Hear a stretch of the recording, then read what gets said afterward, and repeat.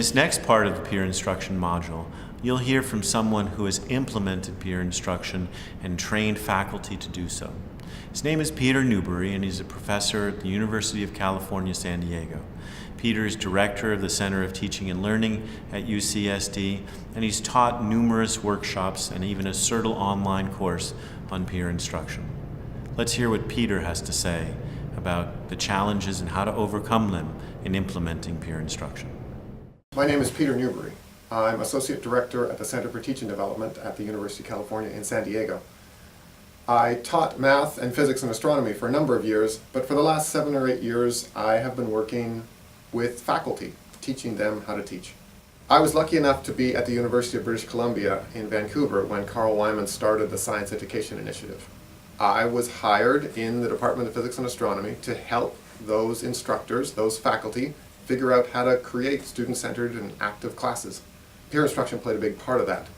It was a great time. It was just after Eric Mazur had made peer instruction popular. There was research coming out of UBC and out of the University of Colorado in Boulder, and we were putting those new results into place.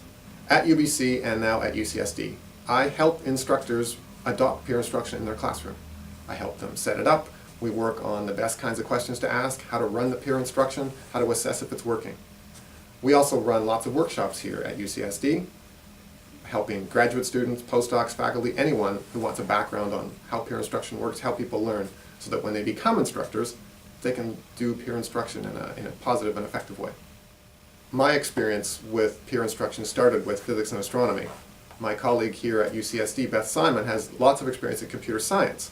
And as we got together and found out there was a lot in common between what we do, we realized we can help instructors from all disciplines use peer instruction in their classrooms.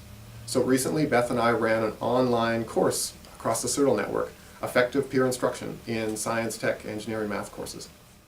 Adopting peer instruction in your class, it's not easy. There's a lot to do. There's a lot to think about. You have to think about how to get student buy-in, and how to write good questions, and how to run the peer instruction, and how to get time in your syllabus for it, and it can get pretty overwhelming.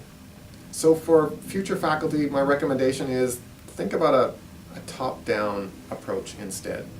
If you could spend some time thinking about how people learn, better yet, how people learn your discipline, and what experts do. How do experts think? How do you, as the expert in your field, how do you solve a problem? Do you do certain things? Do you write certain ways? Do you say certain kinds of words?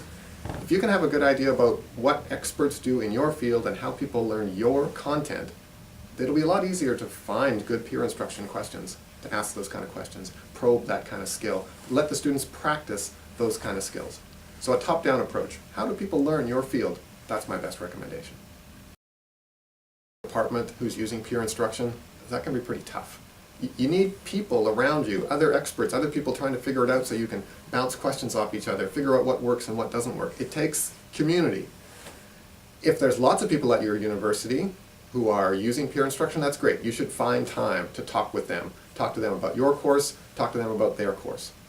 If there's not a lot of people nearby though, then you should hit Twitter. There's a community of people on Twitter using peer instruction with hashtag peer instruction. And there you'll find people from all different disciplines immediately available to share resources, share ideas, trade secrets, trade victories and defeats. So I would recommend get on Twitter and follow the peer instruction hashtag.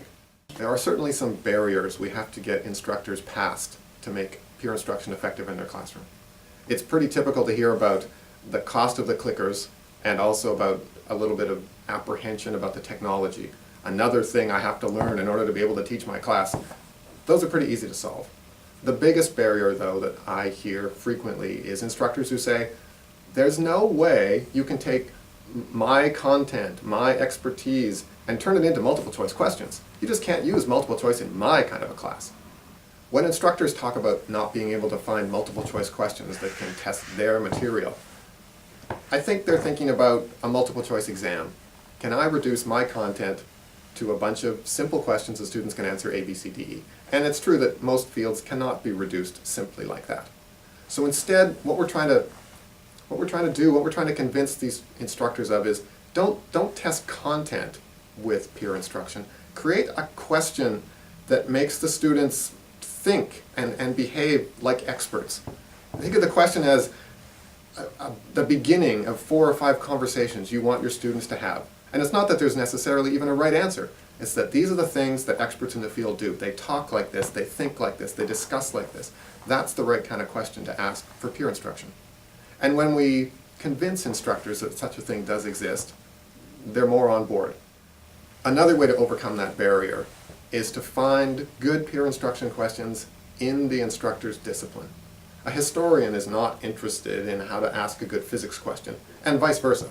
So if I can find questions in economics for the economists, and in literature for the English majors, and in physics for the physicists, and in bio for the biologists, and show them this is what it could look like in your classroom, we get a lot better buy-in from the instructors.